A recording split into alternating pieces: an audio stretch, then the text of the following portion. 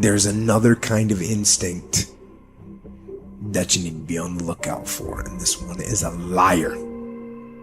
This one is a saboteur. This one is a backbiter. This is the instinct that says, you've had enough. You've given it your best shot. You can stand down. You can back off.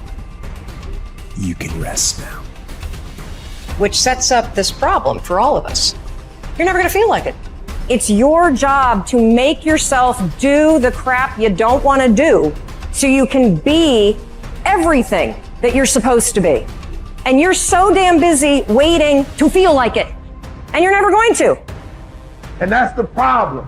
There are those of you, you're still immature. When your excitement is up, your effort is up. But when your excitement goes down, your effort goes down. For some of you, you're too seasonal.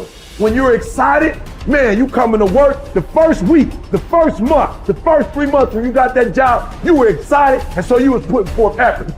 You on blade. Now you got comfortable, and you're not excited no more. And guess what happened? Your effort has gone down. So do me a favor, get off of that feeling stuff.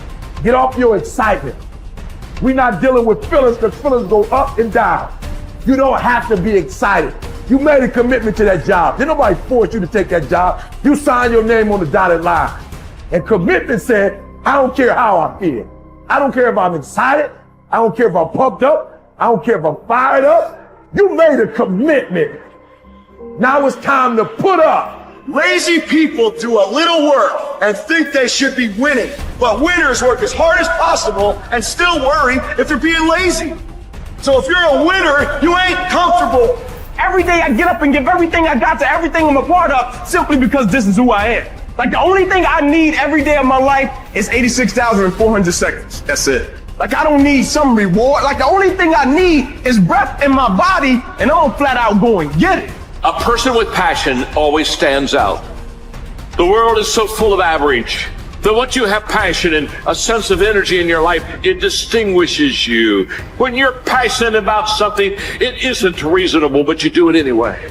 Passion will take you where nothing else will ever take you. It'll give you that decided edge. It'll help you to stand out. When you want to become a diamond, your whole attitude change, your whole mindset, your thinking, your relationships, the decisions that you make, how you spend your time, your energy, all of it changes. See, this is something that you can't be in this business. This business has to be in you. You take advantage of this opportunity. You let everything else go. You eat different. You study different. You practice different. You don't belong at the bottom, and it's time for you to get your butt from down there. It's time for you to stop being comfortable at the bottom. Get your butt up and get to where you're supposed to be. You are a royal priesthood. Get where you belong. Do what you're supposed to do. Live like you're supposed to live.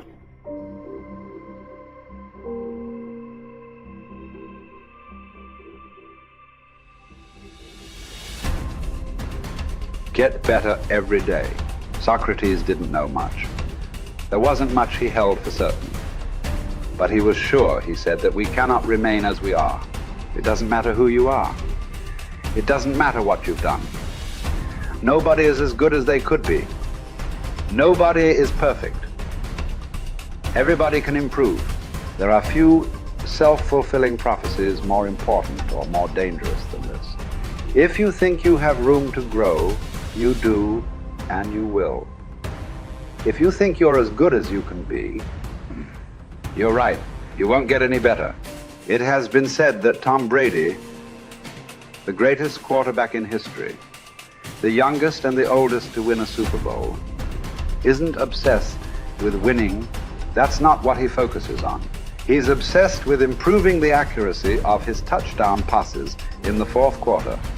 He's obsessed with getting a little bit faster at releasing the football. He's not willing to stay the same, even though that same is very consistently the best in the league. The process of getting better, that's his drug. That's the dragon he chases. That's how he is able to defy aging and all expectations. The Japanese word for this is kaizen, continual improvement. Always finding something to work on, to make a little progress on. Never being satisfied, always looking to grow. Revolution, transformation, That's what amateurs chase. The pros are after evolution. If the first step is just showing up, committing to doing something each day, then the next step is finding something to focus on getting better at each day. And in this, where cumulative improvement meets compounding returns, we can harness one of the most powerful forces on earth. Think about it. Most people don't even show up. Of the people who do, most don't really push themselves. So to show up and be disciplined about daily improvement. You are the rarest of the rare, and if improvement sounds difficult, how about just making fewer mistakes? This is what Gehrig's manager said about him. The secret to Gehrig's incredible trajectory as an athlete wasn't just his commitment. It was that he never made the same mistake twice.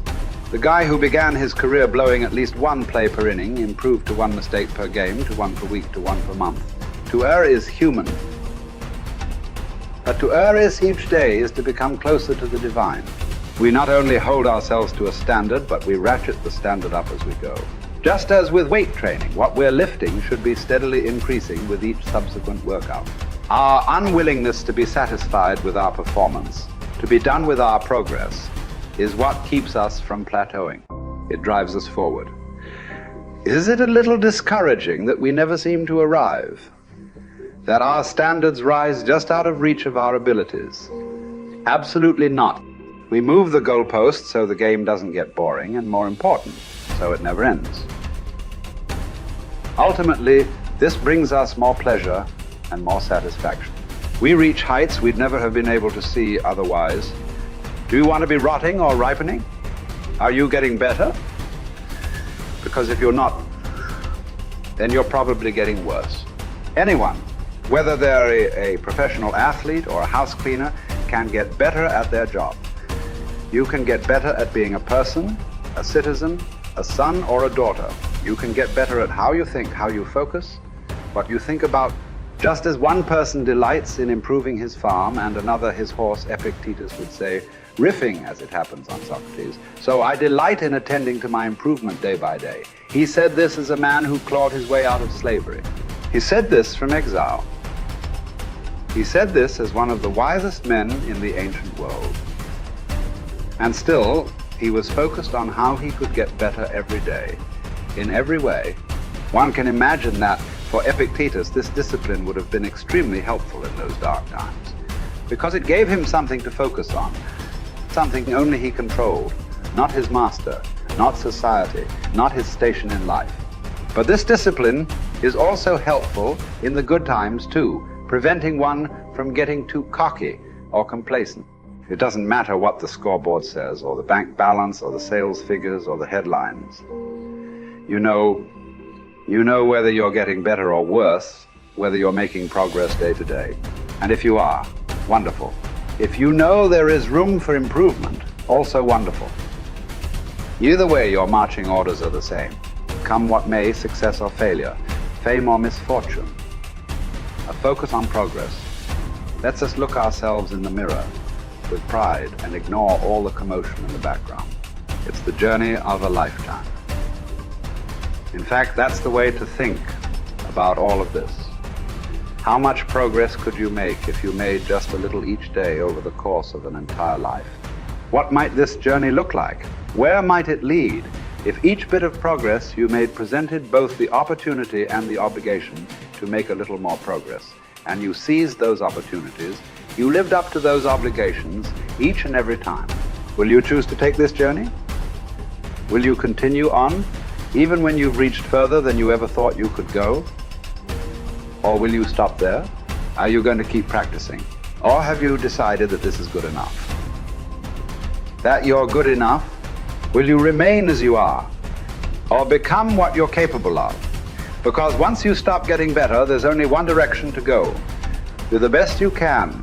The Emperor says in Marguerite Yourcenar's beautiful novel Memoirs of Hadrian, do it over again. Then still improve, even if ever so slightly, those retouches. It's a beautiful irony. You're never content with your progress, and yet you're always content. Because you're making progress. What does it mean to live an infinite life? Clearly, our lives are finite. We're born, we die, we come, we go. But life is infinite. The game of life will continue with us or without us. Which means every single one of us has a choice.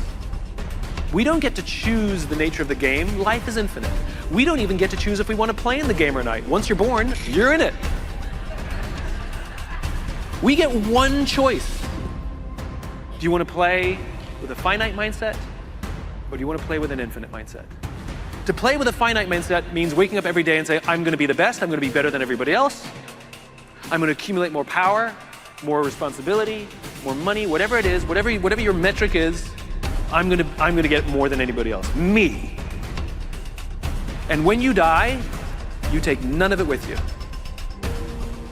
Or we can choose to live our lives with an infinite mindset, which means I'm going to leave this world, this school, in better shape than I found it. It means I'm going to devote my life to see that those around me rise.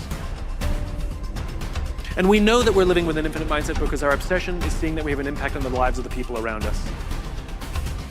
We've all had teachers, and some of you are those teachers, where 20 or 30 years from now, I can go to one of your students and say, you're a remarkable human being, you've accomplished so much in your life.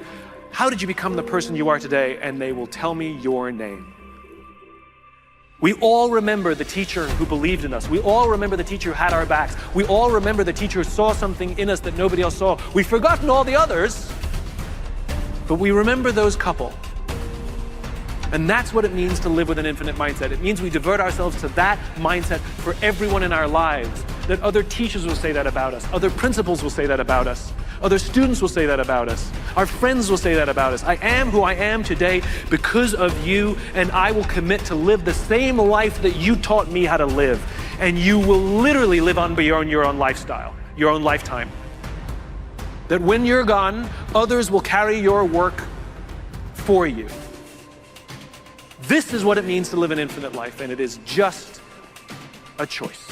Nobody changes until they change their energy. When you change your energy, you change your life. It's the way it is. When you stop using your enemy to reaffirm your addiction to hatred, when you stop using your best friend to reaffirm your addiction to suffering, when you stop using your Facebook to reaffirm your addiction to insecurity, when you stop that whole process and you start going inward and you're no longer relying on those outer things that create those emotions, and you start creating those inner emotional states, you start changing your energy. Now, whatever is no longer a vibrational match between you and that past, present reality is going to fall away. Right. They're just going to spiral out. You're no longer putting your attention on them. In other words, the stronger the emotion you feel with some problem in your life, the more you give it your attention. Where you place your attention is where you place your energy. You're giving your power away, your life force. Yeah. Lower the volumes of that emotion, you take your attention off that person, you're calling energy back to you. Yeah. And you're building your own electromagnetic field. We've seen the evidence of that in many events, because when people start overcoming themselves, the first day, not always, but the energy of the room will drop. Why? Because they're drawing from the field to build their own field. Now when they build their own field the next day and the fields start interfering with the people next to them,